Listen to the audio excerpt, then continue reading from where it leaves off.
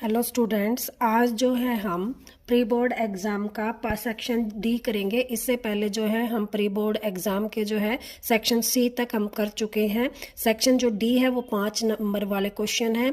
5 number के question जो है थोड़े लेंथी होते हैं पर इम्पोर्टेंट होते हैं कि मोस्टली जो क्वेश्चन है थोड़ी बहुत जो है रकम चेंज हो जाती है, लेकिन उन्हीं टाइप के क्वेश्चन जो है पेपर में आते हैं। तो इन क्वेश्चनों को आप बहुत अच्छी तरह से करना ताकि जो है आपके क्वेश्चन जो हैं अच्छी तरह से सॉल्व हो जाए। तो 32वां क्वेश्चन है कि 2 क्रमागत धनात्मक पूर्णांक ज्ञात कीजिए जिनके वर्गों का योग 365 हो। अब देखो क्रमागत क्या होते हैं, लगातार, जैसे 3 और 4 हो गए, 5 और 6 हो गए, 15 17 हो गए। इस तरह से जो क्रमागत होते हैं वो जो है उनको लगातार जो होते हैं उनको क्रमागत बोलते हैं। तो देखो 3 और 4, तो 3 में 1 जोड़ेंगे तो 4 हो जाएगा। 5 और 6, 5 में 1 जोड़ दिया तो 6 हो गया। तो क्रमागत का मतलब क्या है कि जो पहला अक्षर है उसमें हम 1 जोड़ दें तो जो है अगला अक्षर बन जाता है। तो हम लिखेंगे, माना पहला जो पूर्णांक है वो x है, दूसरा जो पूर्णांक है x प्लस 1 है। ठीक है। फिर अकॉर्डिंग टू क्वेश्चन क्या है कि दोनों क्रमागत धनात्मक पूर्णांकों के वर्गों का योग, तो इसका वर्ग कर दे और इसका वर्ग कर दे। योग का मतलब दोनों को जोड़ दिया, 365 के इक्वल है। तो हमारा समीकरण बन जाएगा एक्स स्क्वायर प्लस 1 का स्क्वायर इज इक्वल टू 365। तो इसको खोल लेंगे तो ये तो एज इट इज आ गया। इसको a प्लस बी के फार्मूले से खोल लेंगे कि a का स्क्वायर प्लस b का square plus 2 into a into में b इज इक्वल टू 365। इसको करेंगे तो x जो हो जाएगा 2x स्क्वायर हो जाएगा प्लस 1 और ये आ जाएगा 2x, और इसको इधर ले आएंगे इक्वल से तो ये प्लस का है हो जाएगा माइनस का इज इक्वल टू 0। तो हमारा बन जाएगा 2x square plus 2x minus 364 is equal to 0। तो अब इसमें से देखो दोनों सारों में से 2 कॉमन आ रहा है, सारे 2 के पहाड़े में जा रहे हैं। जो जिसके पहाड़े में जाते हैं उसी वही कॉमन लेते हैं। तो सारे 2 के पहाड़े में गए हैं तो 2 को हमने कॉमन ले लिया और 2 से भाग रहा तो ये एज इट इज, 2 से बाहर लिया तो ये एज इट इज, और इसको 2 से भाग करेंगे तो 2 एकम 2 बच गया 1, 2 अठे 16 और 2 दूनी 4। तो ये आ गया 182 इज इक्वल टू 0। अब इसके हमारी ये 2 यहाँ किस में है, मल्टीप्लाई में, इधर जाकर किस में हो जाएगा, डिवाइड में। तो हमारी इक्वेशन बन जाएगी, और 0 से किसी चीज को डिवाइड करें तो 0। हमारी इक्वेशन बन जाएगी x square plus x minus 182 is equal to 0। अब 182 के जो है फैक्टर बनाएंगे इस तरह से कि या माइनस का निशान है तो घटाकर x बचे यानी कि 1 बचे। तो इसके जो फैक्टर हैं वो हम बनाएंगे। तो देखो इसके फैक्टर बनाएंगे, जैसे 182 है, फैक्टर बनाएंगे 2 से, 2 क्या हो जाएगा, 2 नीम 18, 2 एकम 2, फिर किसके टेबल में जा रहा है ये 7 की में, 7 एकम 7 और 7 दिए 21। तो एक फैक्टर होगा 13 और 7 दूनी 14। तो इसके फैक्टर बन गए 13 और 14। ठीक है। अब देखो यहाँ पर किसका निशान है, प्लस का। जहां जो निशान यहाँ होता है बड़े वाला वो होता है। तो हमारा 14 जो है वो प्लस का हो जाएगा, 13 जो है वो माइनस का हो जाएगा। तो इक्वेशन बन जाएगी 14x minus 13x minus 182 is equal to 0। यहाँ से हमने x कॉमन ले लिया तो बच गया x प्लस 14, x बाहर ले लिया था तो ये खत्म हो गया। यहाँ से हम माइनस 13 बाहर लेंगे और यहाँ से बच जाएगा x, माइनस बाहर लिया तो साइन चेंज हो गया, प्लस का 14 इज इक्वल टू 0। ठीक है। अब बन जाएगा यहाँ से दोनों में से जो है x प्लस 14 है तो एक जो है बाहर आ जाएगी ब्रैकेट, x प्लस 14, यहाँ से x बच गया, x लिख दिया, और यहाँ से माइनस 13 बच गया, माइनस 13 इज इक्वल टू 0। तो ये बन जाएगा x plus 14 is equal to 0 और x minus 13 is equal to 0। तो देखो हमने जो है पेपर में क्वेश्चन में दिया गया है कि जो है धनात्मक पूर्णांक है, ये हमारा क्या आ गया, माइनस का। तो ये संभव नहीं है अकॉर्डिंग टू क्वेश्चन। तो ये हम लिख देंगे कि ये संभव नहीं है क्योंकि ये धनात्मक पूर्णांक नहीं है। तो हमारा आंसर आ जाएगा x इज इक्वल टू 13। तो x हमारा आ गया 13। देखो यहाँ पे तो दूसरा जो पूर्णांक आएगा 13 प्लस 1, तो हमारा आंसर आ जाएगा 14। ठीक है। तो ये हमारा आंसर हो गया 32वें क्वेश्चन का।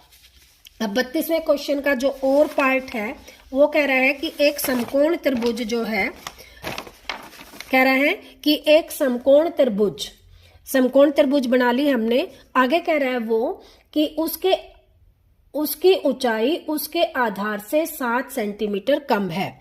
तो देखो ये क्या है, समकोण त्रिभुज की ऊंचाई है, ये आधार है और ये कर्ण है। अब उसने देखा क्या है कि जो समकोण त्रिभुज है उसका आधार उसकी ऊंचाई से 7 अधिक है, या यूं कह लो उसकी जो ऊंचाई है उसके आधार से 7 कम है। तो हम क्या कहेंगे, माना आधार क्या है, x है, ऊंचाई हो जाएगी x माइनस 7 और कर्ण दे दिया 13। अब समकोण त्रिभुज का जो है हम पाइथागोरस थ्योरम लगाते हैं कि कर्ण का वर्ग इज इक्वल टू होता है आधार का वर्ग प्लस लंब का वर्ग। आधार कर्ण का हो गया 13 का स्क्वायर, आधार हो गया x और ऊंचाई होगी आधार से 7 कम है तो x माइनस 7 का स्क्वायर। अब यहां से देखो इसको खोलेंगे, 13 का वर्ग आ गया 169 और ये आ जाएगा x स्क्वायर, और इसको खोलेंगे a माइनस बी के फार्मूले से। a माइनस बी का फार्मूला क्या होता है, a का स्क्वायर प्लस b का स्क्वायर माइनस 2ab, ये वाला फार्मूला। तो यहाँ पर आ जाएगा x का स्क्वायर प्लस, देखो यहाँ प्लस है तो प्लस b का स्क्वायर यानी कि 7 का स्क्वायर माइनस 2 इंटू में a इंटू में b। ठीक है, तो हमारा बन जाएगा 169 इज इक्वल टू, ये दोनों को जोड़ेंगे तो 2x स्क्वायर और ये आ जाएगा 7 दूनी 14 x और प्लस में 49। ये पीछे क्यों ले गए, क्योंकि पहले स्क्वायर वाला लिखते हैं हम द्विघात समीकरण में, फिर x वाला, फिर बिना x वाले, तो इसलिए हम इसको आगे ले आए, इसको पीछे ले आए। और ये आप देखो 169 ब्रैकेट इक्वल से उधर है तो इधर लाएंगे तो ये प्लस का है, इधर लाएंगे तो किसका हो जाएगा, माइनस का। तो हमारी बन जाएगी 2x square minus 14x plus 14 minus 169 is equal to 0। अब 169 में से 49 घटाएंगे तो 120 बच गया। अब ये सारे जो है 2 की टेबल में जा रहे हैं तो 2 बाहर ले लिया, बन गया हमारा x square minus 7x minus 60 is equal to 0। ठीक है, अब देखो 60 के टुकड़े इस तरह से करेंगे कि ये माइनस है तो घटाकर कितना बचे, 7 बचे। ठीक है, घटाकर कितना बचे, 7, तो इसके फैक्टर हो जाएंगे 12 पंजे 60। अब देखो माइनस का है तो बड़े वाला माइनस का, छोटे वाला प्लस का, तो हम इक्वेशन बन जाएगी हमारी x square minus 12x plus 5x minus 60 is equal to 0। यहां से x कॉमन आ गया, यहां बच गया x और ये माइनस के 12, यहां से प्लस के 5 कॉमन तो प्लस 12, तो अंदर की ब्रैकेट में साइन एज इट इज, तो x और ये आ गया 12। अब दोनों ब्रैकेट एक जैसी है, एक बाहर आ गई, यहां से बच गया x और यहां से प्लस 5 इज इक्वल टू 0। तो हमारा बन जाएगा x minus 12 is equal to 0 और x plus 5 is equal to 0। तो यहां से बन गया x इज इक्वल टू 12 और x is equal to minus 5। फिर वही कि जो दूरी होती है, लंबाई चौड़ाई ऊंचाई, वो माइनस में नहीं होती, तो ये संभव नहीं है। तो हमारा आ गया 12, यानी कि आधार हमारा कितना आ गया, 12, और ऊंचाई क्या आ जाएगी, 7 कम है तो 12 माइनस 7 यानी कि ऊंचाई हमारी क्या आ जाएगी, 5। आंसर आ जाएगा हमारा आधार जो है 12, ऊंचाई आ जाएगी 5। यहां तक क्वेश्चन करके आने हैं, या अगर आप x की वैल्यू निकाल आए और ये आंसर पूरा नहीं निकाल के आए तो 1 नंबर कट हो जाएगा। ठीक है, तो इसलिए जो भी चीज पूछी जाती है उसी तरह से हमें जवाब देना होता है, प्रॉपर क्वेश्चन को समझकर। नेक्स्ट जो क्वेश्चन है 33 क्वेश्चन, इसमें वो कह रहा है कि सिद्ध कीजिए यदि त्रिभुज की एक भुजा के समानांतर अन्य 2 भुजाओं को अलग अलग बिंदुओं पर प्रतिच्छेद करने वाली रेखा खींची जाए। तो देखो अब वो क्या कह रहा है कि यहां मैं बताती हूं आपको,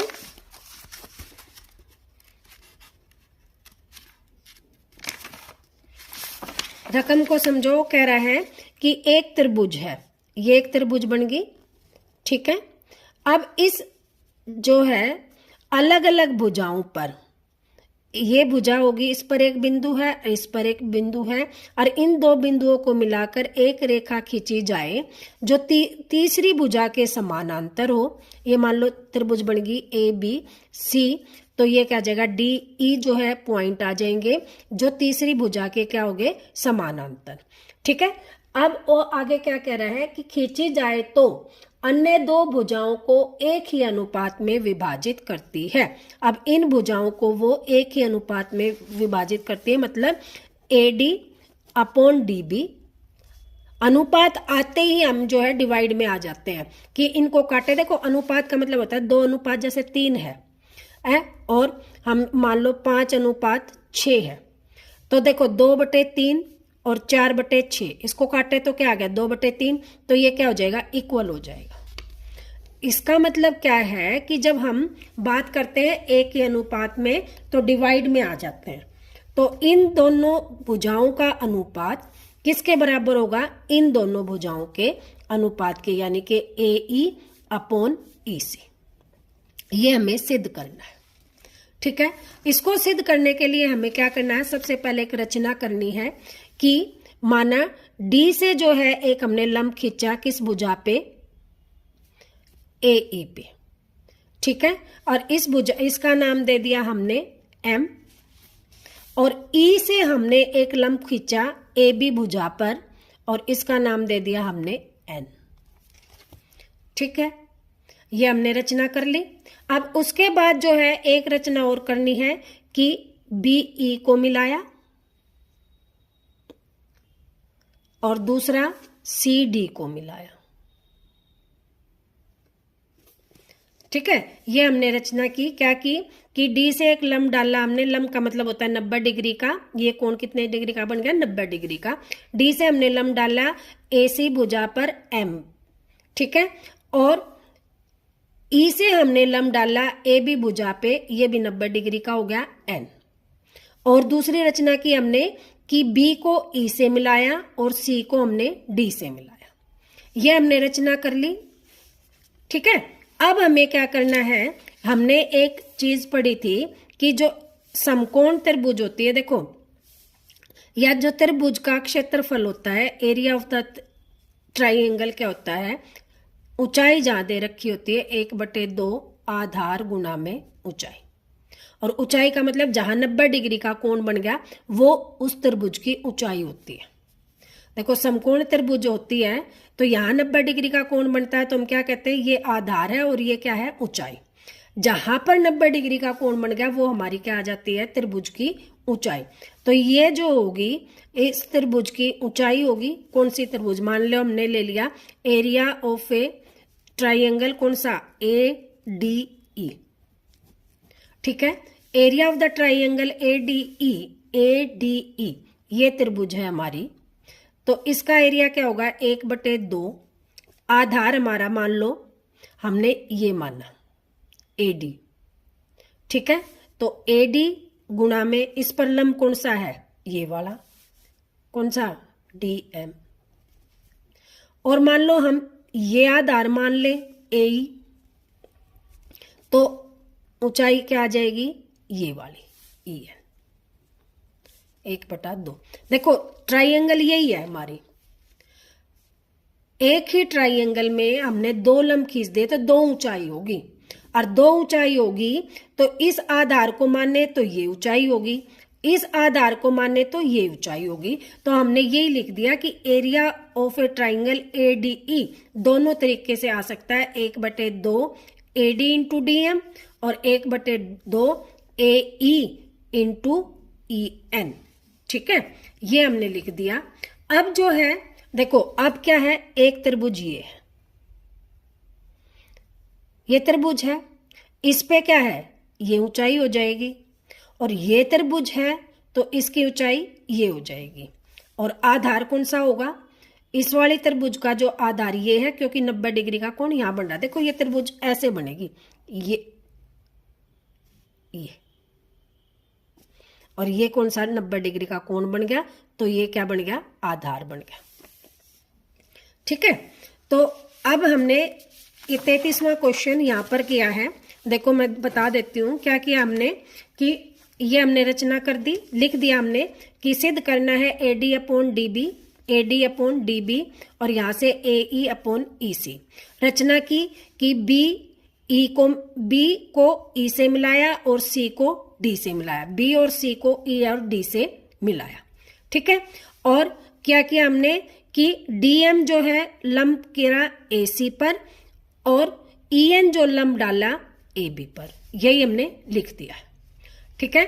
अब क्या करें कि वही समकोण त्रिभुज का एरिया क्या होता है 1/2 आधार गुणा में ऊंचाई, तो DE का एक बार एरिया हो गया ये वाला और एक बार एरिया हो गया ये वाला। अब BDE ये वाली त्रिभुज लेते हैं तो इसमें हम क्या करेंगे, बी डी इंटू में ई एन। ठीक है, क्या कर दिया, बी डी इंटू में ये बी डी होगी और इंटू में ये ऊंचाई होगी, और जब ये करेंगे तो सी ई इंटू में ये ऊंचाई होगी।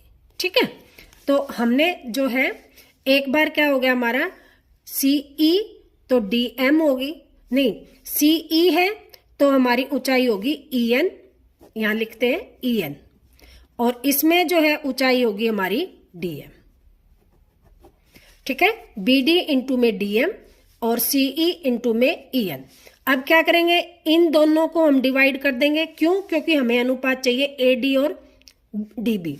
तो ए डी यहाँ पे है, बी डी ये है, तो इस त्रिभुज को और इस त्रिभुज को हम करेंगे तो देखो ये कैंसिल हो जाएंगे, ये दोनों हमने डिवाइड किए तो ये कैंसिल क्या बन गया, A E upon B D. यहां पर हमने देखो ये क्या है, A D E upon D C E से ये कैंसिल हो गए, और यहां से सी ई हमने मिल गया, ए ई अपॉन सी ई, और दूसरी बार डिवाइड करेंगे तो ये इससे कैंसिल हो जाएगा, हमें मिल जाएगा A D upon A D upon B D, A D upon B D. ठीक है, और यहां से हमें मिल जाएगा ए ई अपॉन सी ई। ठीक है, ये ठीक था। एम डी है तो यहां पर भी एम डी होगा, और यहां पर ई एन है तो यहां पर क्या होगा, ई एन होगा। ठीक है, तो एक हमारा एम डी से एम डी कट जाएगा, और यहां से डीएम से डीएम कट जाएगा। उसके बाद या मैं अलग इस पे बता देती हूं कि ये हमने कैसे किया।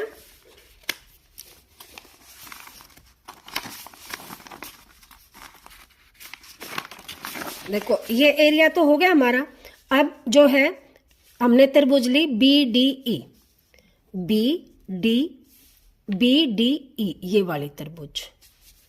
ठीक है, तो इसमें लिखेंगे हम 1/2 इंटू में बी डी, ठीक है, और इंटू में डी एम, ये वाला।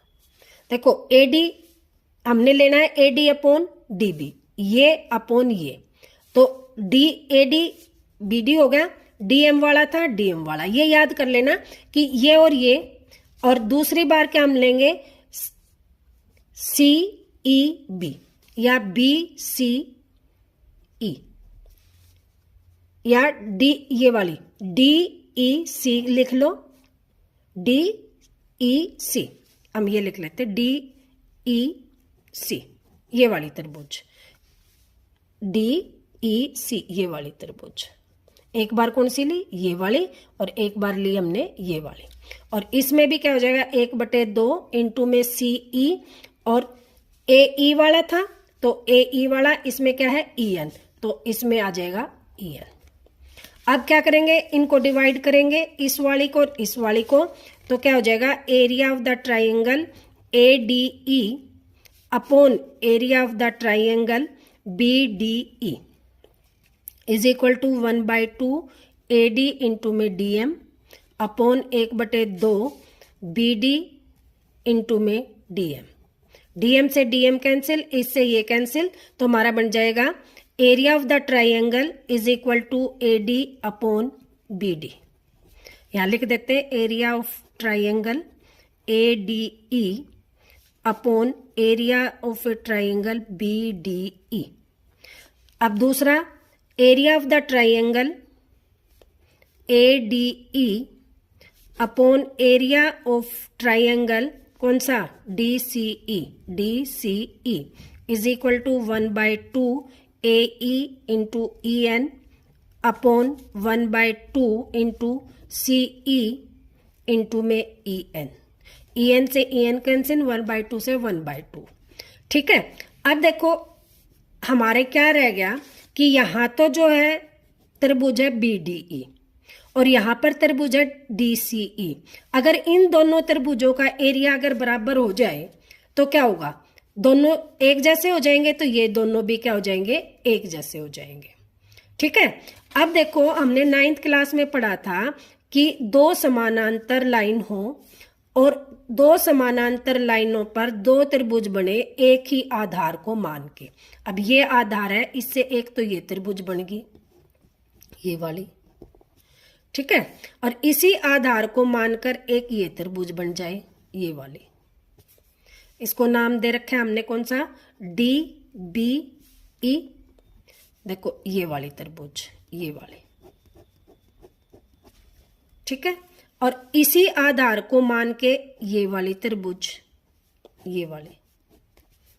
तो क्या होगा, इस एक दो समानांतर लाइनों के बीच एक ही आधार से जो दो त्रिभुज बनी है उनका एरिया क्या होता है, सेम होता है। तो हम यहां कहेंगे कि area of triangle BDE is equal to area of triangle DCE, equal है क्योंकि दो समानांतर लाइन के बीच में एक ही आधार से बनी त्रिभुज का क्षेत्रफल या एरिया बराबर होता है, ठीक है, ये हमने लिख दिया। तो ये दोनों बराबर हो गया, तो ये और ये क्या होगी, बराबर। इसको हम लिख सकते हैं area of ADE upon area of BDE, और इसको भी हम क्या लिख सकते हैं, BDE। तो ये सेम हो गया, तो हम यह कह सकते हैं AD upon BD is equal to AE upon CE। और यही हमें सिद्ध करना था कि AD अपॉन DB या BD is equal to AE upon EC, ठीक है। ये क्वेश्चन हमारा हो गया है 33वां क्वेश्चन। और इसी 33वें क्वेश्चन का और जो है वो भी इम्पोर्टेंट है। हेलो स्टूडेंट्स, अगला जो क्वेश्चन है 33 का और पार्ट जो है उसमें क्या कह रहा है कि एक त्रिभुज ABC, एक त्रिभुज है ABC, ठीक है, ABC, और AD जो है इसकी मध्यिका है। और इसी तरह से जो है दूसरी त्रिभुज PQR और PM जो है इसकी मध्यिका है, ठीक है। वो कह रहा है कि भुजाएं AB, ये AB, भुजाएं BC, ये वाली BC, और मध्यिका AD क्रम से का मतलब होता है जिस अनुसार दे रखा है उसी हिसाब से PQ और क्या दे रखा है QR ये वाली QR और मध्यिका PM के समानुपाती है। समानुपाती का मतलब है इनका जो अनुपात है वो क्या है, इक्वल है, ये दिया हुआ है, ठीक है। सिद्ध करना है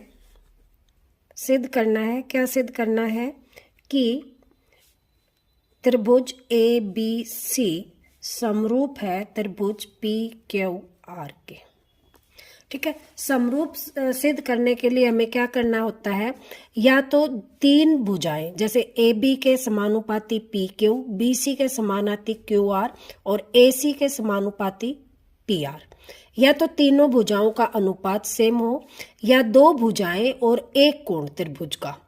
तो अगर इक्वल है या अनुपात सेम है, कोण इक्वल है और भुजाओं का अनुपात सेम है, तो भी त्रिभुज क्या होती है, समानुपाती समरूप होती हैं, ठीक है।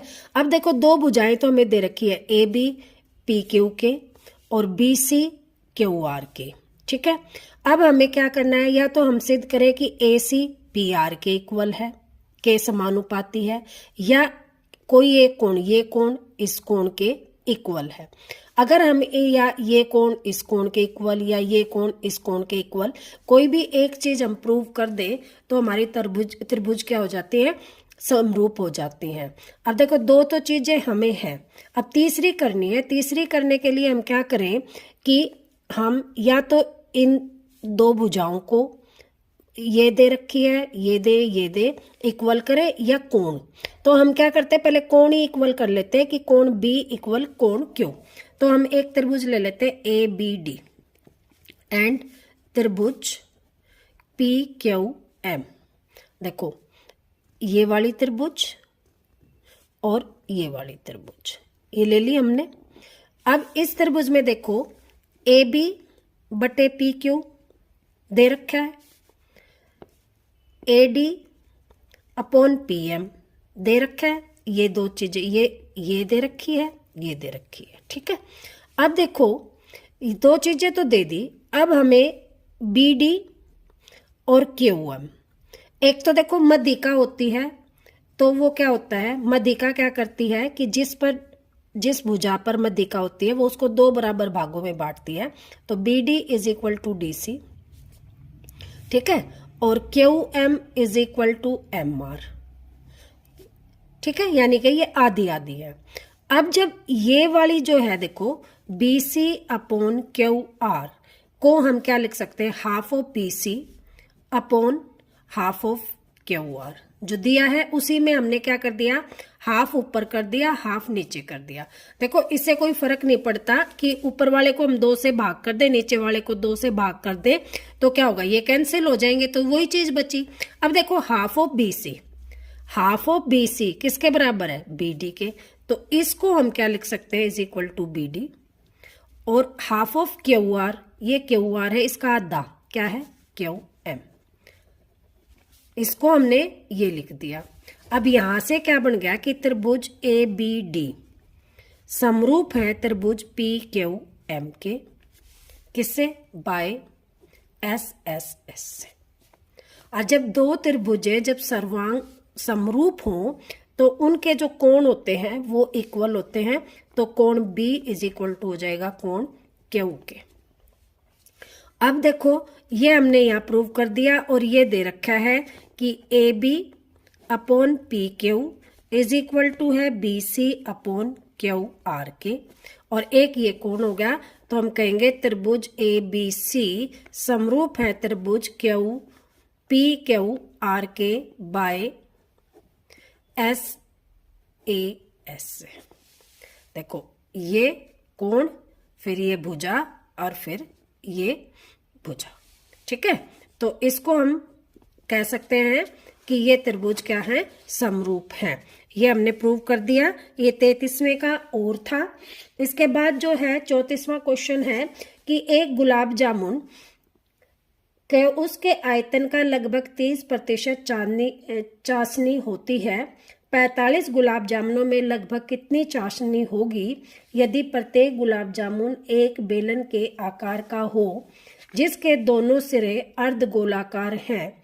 इसकी लंबाई जो है, देखो ये एक गुलाब जामुन है, ठीक है, इसका ये सिरा भी अर्धगोलाकार है और ये सिरा भी अर्धगोलाकार, यानी कि आधा गोला ये है और आधा गोला ये है, और इसकी पूरे की लंबाई तो क्या है 5 सेंटीमीटर है, और जो इसका व्यास है ये कितना है 2.8। तो अर्धगोलाकार का मतलब आधा गोला, और ये पूरा व्यास 2.8 है, तो इसकी त्रिज्या क्या हो जाएगी, इसका आधा का मतलब 1.4। अब ये जो है ये हिस्सा भी 1.4 हो गया और ये हिस्सा भी 1.4 हो गया, तो हम कहेंगे गुलाब जामुन की लंबाई। अब लंबाई कितनी है, देखो पूरा तो 5 है, तो हमें लंबाई निकालनी यहां से यहां तक की। ये क्या हो जाएगा 5 माइनस 1.4 इधर से घटा दे और 1.4 इधर से घटा दे, 1.4 प्लस 1.4 यानी कि 5 माइनस 2.8। तो इसको घटाना देख ले कि पॉइंट है तो यहाँ 0 और 2.8 ऐसे लिख के इसको घटाएंगे, तो 10 में से 8 गए 2 और ये आ गया 2, ये आ गया 2.2, ठीक है। ये आ गई हमारी गुलाब जामुन की लंबाई, ठीक है, और त्रिज्या क्या है 1.4 सेंटीमीटर, ये आ गई लंबाई, ठीक है। अब क्या है कि अब हमें इसका निकालना है पृष्ठीय अक्षित, ठीक, आयतन निकालना है इसका कि उसके अंदर चाशनी आएगी ना, चाशनी उसके अंदर आएगी, तो इसका हम निकालेंगे कि ये जो है सिलेंड्रिकल शेप है, सिलेंडर का आयतन होता है पाई आर स्क्वायर एच, ठीक है। और इधर आधा गोला है और इधर आधा गोला है, और गोले का जो होता है आयतन जो होता है वो होता है 4 पाई आर क्यूब, पूरे गोले का होता है 4 पाई आर क्यूब, ठीक है। प्लस आधा है तो देखो आधा ये है आधा ये है, पूरा ही हो गया, या तो हम लिखे 2 इंटू में 2 पाई आर क्यूब, या आधा ये 4 पाई, सीधा कर दे 4 पाई आर क्यूब, एक ही बात है। अब इसमें से देखो पाई आर स्क्वायर इधर भी है, पाई आर स्क्वायर इधर भी है, 4/3 2/3 होता है तो 4/3 हो जाएगा, ठीक है। तो ये पाई ये था 4/3 पाई आर क्यूब पूरे का, इसका आधा है तो 2 पाई आर क्यूब होगा, और आधा इधर 2 से हमने मल्टीप्लाई कर दी तो ये 4 पाई आर क्यूब ही हो जाएगा, और पाई आर स्क्वायर कॉमन आ गया, h प्लस 4/3 आर यहाँ आ गया, ठीक है। अब इसकी कैलकुलेशन करेंगे तो ये आ गया 22/7, आर आ गया 1.4 इंटू 1.4, और इधर से h आ गया हमारा 2.2 प्लस 4 इंटू 1.4/3, ठीक है। और इस सारे को हम कैलकुलेट करेंगे तो हमारा आंसर आ जाएगा कितना आएगा, इसकी कैलकुलेशन कर लेते हैं हम, तो हमारा आंसर आ जाता है इसका, कैलकुलेट करते हैं तो ये पूरा आ जाता है 25.07 सेंटीमीटर क्यूब, ठीक है। इसको देखो यहाँ से हम काटेंगे, इस पॉइंट को हटाएंगे 10, इस पॉइंट को हटाएंगे 10, तो ये भी हट गया, ये भी हट गया, 7 दूनी 14, 2 पंजे 10, और यहाँ से 7 और 5 इनके करेंगे तो ये आ जाएगा बटे 25, और इधर से इनको जोड़ देंगे तो हमारा जो टोटल जो कैलकुलेशन आएगी वो आएगी 25.07। ये आया हमारा एक गुलाब जामुन का आयतन, यानी कि एक गुलाब जामुन के अंदर जो है इतनी चाशनी आ सकती है, लेकिन उसका कितना है 30% चाशनी है, तो हम क्या कहेंगे कि 45 की चाशनी क्या होगी, एक गुलाब जामुन का आयतन, एक गुलाब जामुन का आयतन है 25 पॉइंट कितना आया था 07, और 45 का तो गुना में 45, यहाँ कर देंगे 45 गुलाब जामुन का ये आ गया। अब आयतन तो ये हो गया, अब हमें चाशनी की परसेंटेज निकालनी है, चाशनी कितनी है 30% है, तो आ जाएगी 25.07 गुना में 45 गुना में 30/100, इसकी इससे कैंसिल कर देंगे, बाकी ये उससे कट रहा है 5 से 5 दूनी 10 और 5 नीम 45, ठीक है। अब इनकी सबकी कैलकुलेशन करके 2 से डिवाइड कर देंगे तो हमारा आंसर आ जाएगा, इसको निकाल लेना, इतने % जो है चाशनी आ जाएगी 45 गुलाब जामुनों के अंदर, ठीक है। आई होप ये क्वेश्चन आप लोगों को समझ में आ गया होगा। इसी का जो और है, इसी के और में जो कह रहा है वो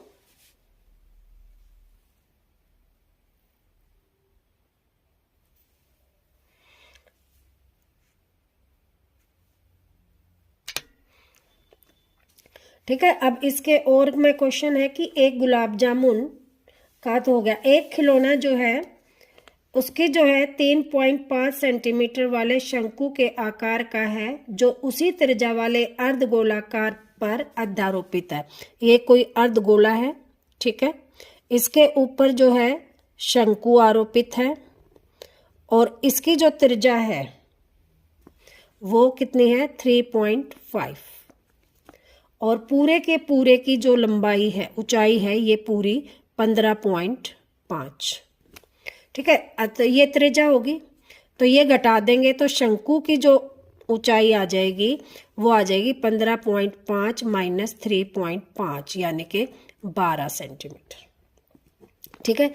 ये आएगी h, और r क्या है यहाँ लिख देंगे हम, जो शंकु है उसकी त्रिज्या जो है 3.5 है, और ऊंचाई जो है वो कितनी है 12 सेंटीमीटर। अब ये क्या है गोला, और हमें निकालना है इस सारे का जो है पृष्ठीय क्षेत्रफल के पूरे का कुल पृष्ठीय क्षेत्रफल निकालना है। तो हम क्या करेंगे, शंकु का पृष्ठीय क्षेत्रफल पाई आर एल प्लस ये क्या है अर्धगोला, अर्धगोले का जो क्षेत्रफल होता है वो क्या होता है पाई आर स्क्वायर। एक तो इस अर्धगोले का और एक शंकु का है ये वाला, ठीक है। तो ये आ जाएगा 2 पाई आर स्क्वायर, अर्धगोले का ही होता है, अर्धगोले का होता है 2 पाई आर स्क्वायर। तो ये इसके आर ऊपर ही आरोपित है, तो ये वाला जो हिस्सा है वो नहीं है, ये पूरा ऐसे है, ठीक है। तो ये आ जाएगा। अब इसमें से जो है पाई और आर कॉमन, अंदर आएगा एल प्लस आर। अब सबसे मेन बात है कि हमें एल निकालना है। एल इज इक्वल टू क्या आ जाएगा under root H square plus R square, और एच स्क्वायर का मतलब क्या है 12 का स्क्वायर, और आर स्क्वायर का मतलब क्या है 3.5 का स्क्वायर। इसका आ जाएगा 14 और इसका आता है प्लस 1200, कितना आएगा 1200 कुछ आता है। इसका एलसीएम जो आता है हमारा वो आता है 1235 का, ठीक है। और इसको हम करके इसका एलसीएम निकालते हैं, इसको जोड़ लें तो आ जाएगा 25 और ये आ गया 6। तो यहाँ पे जो है हम ये 12.3 आ गया, यहाँ पे आ गया pi R square L plus 2 R, ठीक है। ये एल हो गया हमारा, इंटू में 2 हो गया, तो इसको करेंगे हम तो 12.5 प्लस ये आ गया 70, तो 7.0 आ गया, 35 दूनी 70, तो ये कट जाएगा, तो ये आ जाएगा हमारा 19.5, ठीक है। अब इसकी मल्टीप्लाई करेंगे तो हमारा आंसर आ जाएगा ये तो 214.5, ठीक है। तो इस तरह से जो है हमारा जो है इसका खिलौने का जो है संपूर्ण पृष्ठीय क्षेत्रफल आ जाएगा हमारा 214.5, ठीक है। एक क्वेश्चन बच गया है, वो क्वेश्चन जो है 35 जो है हम अगले उसमें करेंगे, क्योंकि ये वीडियो काफ़ी लंबा हो गया है।